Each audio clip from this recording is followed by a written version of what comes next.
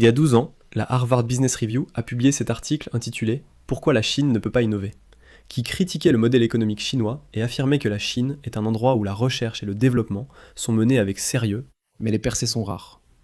Mais passons à 2026. Tout ce que cet article avait prédit s'est avéré être complètement l'inverse. 50% des chercheurs en IA dans le monde sont chinois.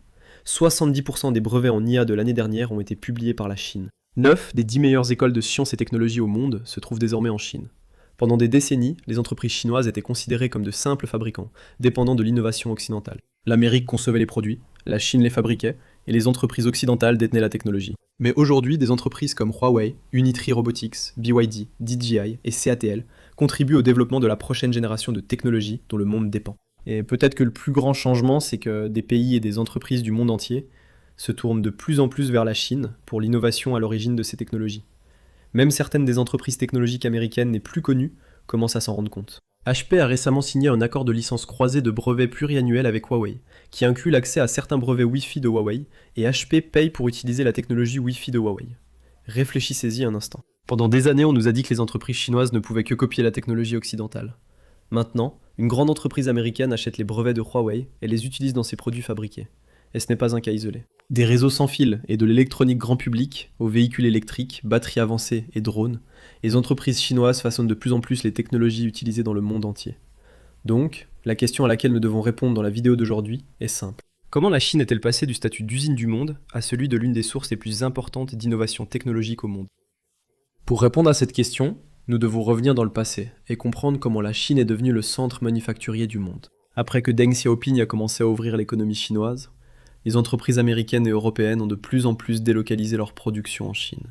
La Chine a fourni les usines, les ouvriers et la capacité industrielle massive nécessaire pour fabriquer ses produits à une échelle que personne d'autre ne pouvait égaler. Mais voici ce que beaucoup en Occident n'ont pas compris. La Chine n'a jamais eu l'intention de rester au bas de la chaîne de valeur pour toujours. Ayant vécu en Chine pendant plus de 10 ans, j'ai vu cette transformation se produire de mes propres yeux. La Chine a utilisé la richesse, les connaissances, les infrastructures et l'expérience industrielle créée par la fabrication pour construire quelque chose de bien plus grand. La Chine a massivement investi dans les universités, les laboratoires de recherche, les talents en ingénierie, les infrastructures avancées et les entreprises technologiques nationales. Les usines chinoises ne se sont pas contentées de produire plus de produits. Les ingénieurs chinois ont appris comment ces produits fonctionnaient, ont amélioré le processus de fabrication et ont fini par développer leur propre technologie.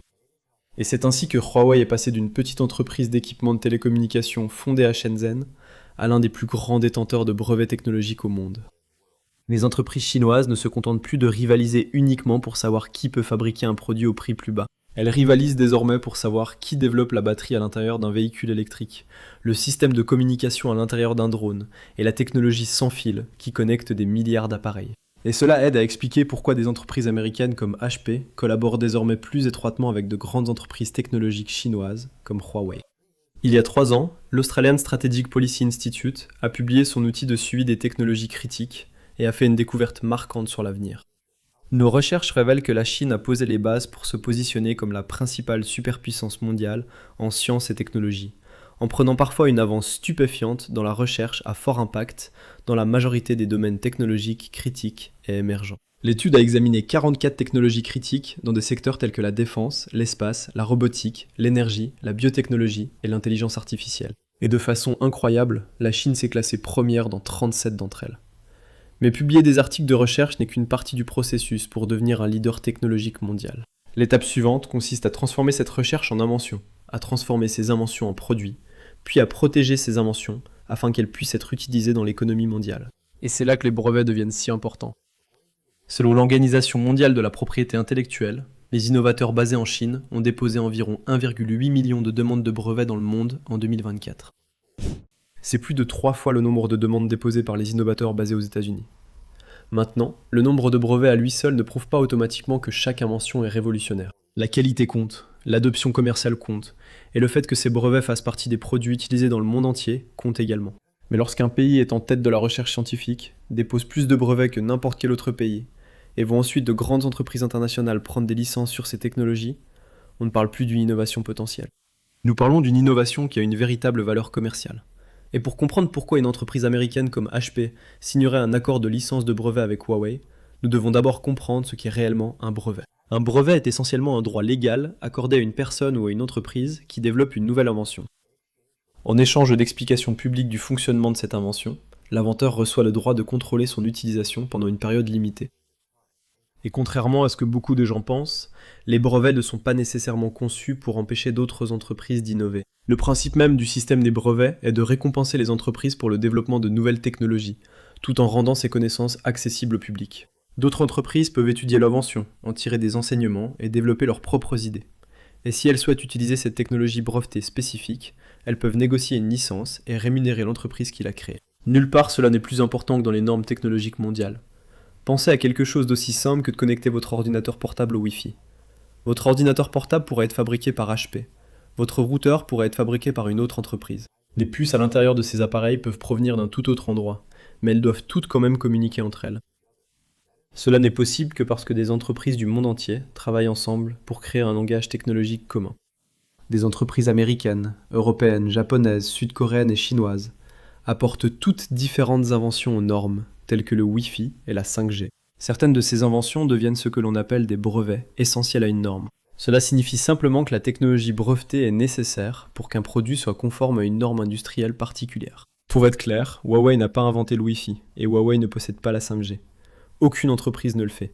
Mais les ingénieurs de Huawei ont développé des technologies qui sont devenues partie intégrante de ces systèmes mondiaux. Donc, la technologie 5G n'appartient pas à une seule entreprise. Elle n'appartient pas aux Américains, ni uniquement aux Chinois. Donc, vous savez, tout le monde en possède une partie. Lorsqu'une autre entreprise utilise ces technologies dans ses produits, elle peut avoir besoin d'obtenir une licence auprès de Huawei. Tout comme Huawei paye d'autres entreprises pour utiliser leur technologie brevetée. Si vous voulez utiliser la technologie de Huawei, il y a deux options. Vous pouvez probablement simplement demander une licence à Huawei. Et très souvent, beaucoup de nos brevets sont proposés sous licence. Vous pourrez alors probablement l'obtenir à un prix très raisonnable. En fait, Huawei dit qu'au fil des années, il a payé environ 3 fois plus en redevances de brevets qu'il n'en a reçu.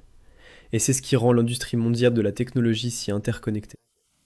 Un produit peut indiquer fabriqué en Chine, fabriqué en Amérique ou fabriqué au Vietnam, à l'extérieur. Mais la technologie à l'intérieur de ce produit peut inclure des innovations développées par des dizaines d'entreprises de plusieurs pays différents. Et une fois que vous comprenez cela, l'influence croissante de Huawei devient beaucoup plus facile à percevoir.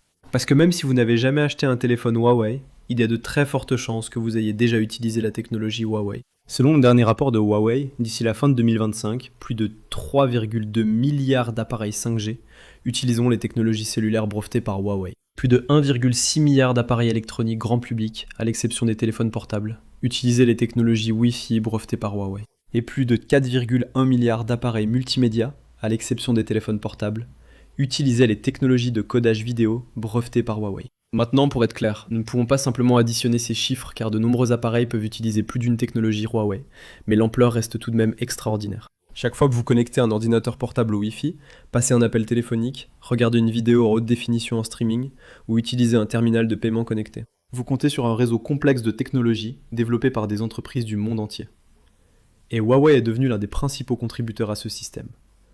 Prenons le streaming vidéo comme exemple. Lorsque vous regardez une vidéo en ligne, ce que vous êtes littéralement en train de faire en ce moment sur YouTube, ce fichier vidéo énorme doit être compressé pour pouvoir être transmis efficacement sur Internet, puis être décodé par votre appareil. Huawei a passé des années à aider au développement de technologies de codage vidéo qui rendent ce processus plus rapide et plus efficace. Le même principe s'applique au Wi-Fi. Les ingénieurs de Huawei ont apporté des technologies brevetées qui aident des appareils à se connecter plus rapidement, à supporter plus d'utilisateurs, à réduire les interférences et à consommer moins d'énergie. Et ces technologies ne sont pas limitées aux produits Huawei. Huawei a signé des accords de licence de brevet avec de grandes entreprises technologiques, y compris Amazon, Ericsson, Nokia et Samsung, ainsi que des entreprises à travers les États-Unis, l'Europe, le Japon, la Corée du Sud et bien sûr la Chine.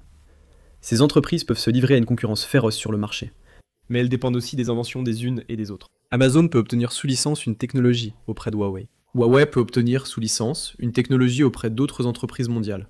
Et toutes peuvent contribuer aux mêmes normes internationales grâce à leurs innovations. Donc, lorsque vous regardez le logo apposé sur votre ordinateur portable, votre smartphone, votre télévision, votre routeur, vous ne voyez que l'entreprise qui vous a vendu le produit final.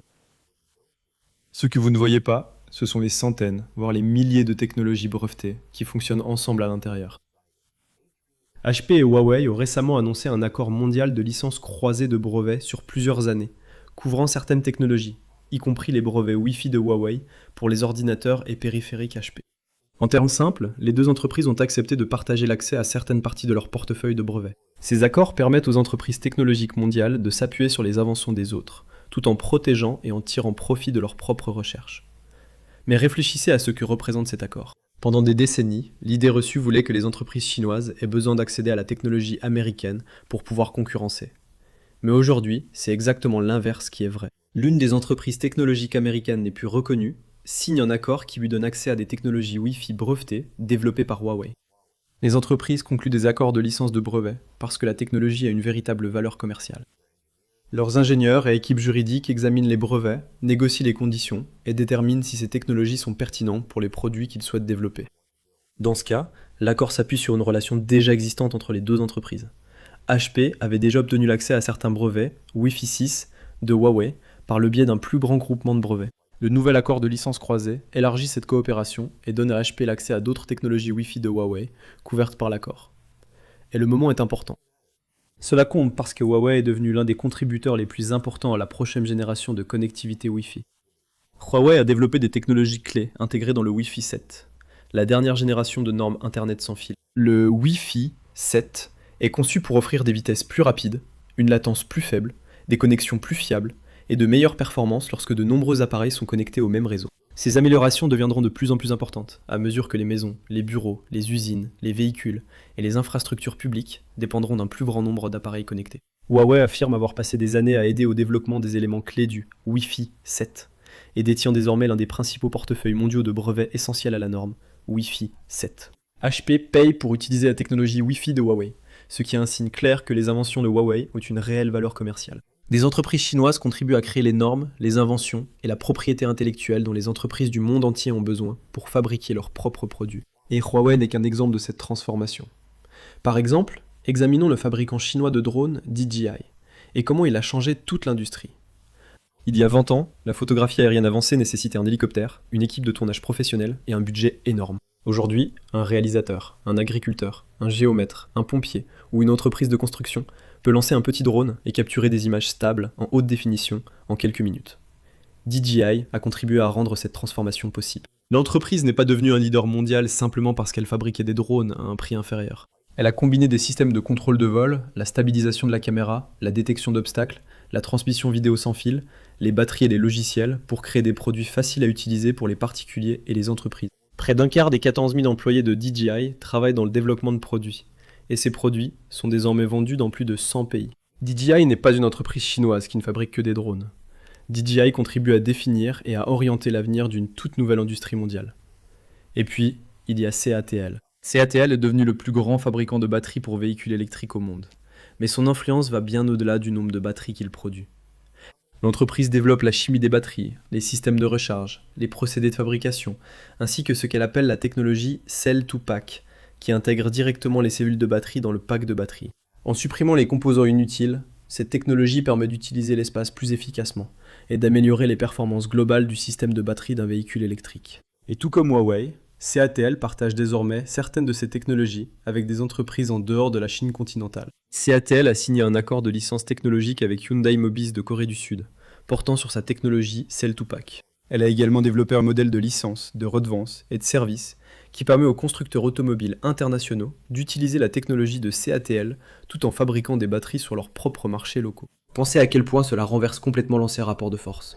Pendant des décennies, les entreprises occidentales et celles d'autres pays industrialisés avancés apportaient leur technologie en Chine afin d'accéder à la fabrication chinoise. Aujourd'hui, les entreprises chinoises développent des technologies que les entreprises internationales souhaitent obtenir sous licence et fabriquer dans leur propre pays. Que l'on parle des drones dans le ciel, des batteries à l'intérieur des véhicules électriques ou de la technologie sans fil qui connecte votre ordinateur portable à Internet, le même schéma se dessine. Les entreprises chinoises ne se contentent plus de rivaliser pour obtenir une plus grande part de la fabrication mondiale. Elles contribuent à façonner la technologie qui sous-tend le produit final. Et rien de tout cela n'est arrivé par hasard. C'est le résultat de décennies d'investissement dans les ingénieurs, la recherche, les universités, les laboratoires et la propriété intellectuelle. La transformation de Huawei nous montre exactement combien d'investissements ont été nécessaires pour rendre ce changement possible. Rien qu'en 2025, Huawei a investi 3 milliards de yuan dans la recherche et le développement, soit environ pour 100 de son chiffre d'affaires annuel. Et cet investissement a permis de constituer l'un des plus grands portefeuilles de brevets au monde. À la fin de 2025, Huawei détenait plus de 1000 brevets délivrés et encore en vigueur dans le monde entier, dont plus de 30 000 brevets accordés aux États-Unis et plus de 20 000 en Europe. Huawei s'est également classé comme le plus grand déposant mondial de demandes de brevets internationaux dans le cadre du traité de coopération en matière de brevets pendant 9 années consécutives. Ces chiffres sont importants car ils montrent que la propriété intellectuelle de Huawei ne se limite pas aux brevets déposés ou reconnus en Chine. Ces inventions ont été examinées par les offices des brevets du monde entier et concédées sous licence à de grandes entreprises internationales. Huawei contribue également à l'élaboration des normes technologiques mondiales qui permettent aux produits de différents pays et entreprises de fonctionner ensemble. En 2025, Huawei a soumis plus de 7000 contributions techniques aux organisations internationales de normalisation dans les domaines de la connectivité, des médias, de l'informatique et des appareils grand public. Et cela nous ramène à notre point de départ. Pendant des décennies, l'histoire de la technologie mondiale semblait relativement simple. Les entreprises occidentales inventaient les produits, la Chine les fabriquait, et la propriété intellectuelle la plus précieuse restait en Occident. Mais cette histoire ne reflète plus la réalité. Aujourd'hui, de plus en plus d'entreprises chinoises comme Huawei ne se contentent plus de produire des technologies conçues ailleurs. Elles investissent des milliards de dollars dans la recherche, développent leurs propres inventions, contribuent aux normes mondiales et concèdent des licences sur leurs technologies à des entreprises du monde entier. L'accord entre Huawei et HP en est un exemple parmi tant d'autres de ce changement beaucoup plus vaste. Cela ne signifie pas que la Chine invente désormais tout, ou que les États-Unis et l'Europe ont cessé d'innover. La technologie moderne est bien plus interconnectée que cela. Mais cela prouve bien que l'ancienne idée de la Chine comme simple usine du monde est complètement dépassée. Il y a 12 ans, la Harvard Business Review se demandait pourquoi la Chine ne pouvait pas innover. Mais en 2026, c'est plus la bonne question à se poser. La question maintenant est de savoir si le reste du monde est prêt pour une ère où la Chine deviendra l'un des pays qui contribue à diriger l'innovation mondiale. À tous, j'espère que vous avez vraiment apprécié cette plongée approfondie dans l'innovation chinoise, et ce à quoi pourrait ressembler l'avenir de notre monde. Ma passion est de raconter l'histoire de la Chine au monde, car je voyage dans ce pays et fais des affaires en Chine depuis plus de 20 ans. Mais maintenant, c'est à vous de me dire ce que vous pensez de la vidéo d'aujourd'hui. Laissez un commentaire sur ce que vous pensez de l'innovation chinoise, et je vous remercie tous pour votre soutien continu. J'ai hâte de vous retrouver très bientôt dans notre prochaine vidéo.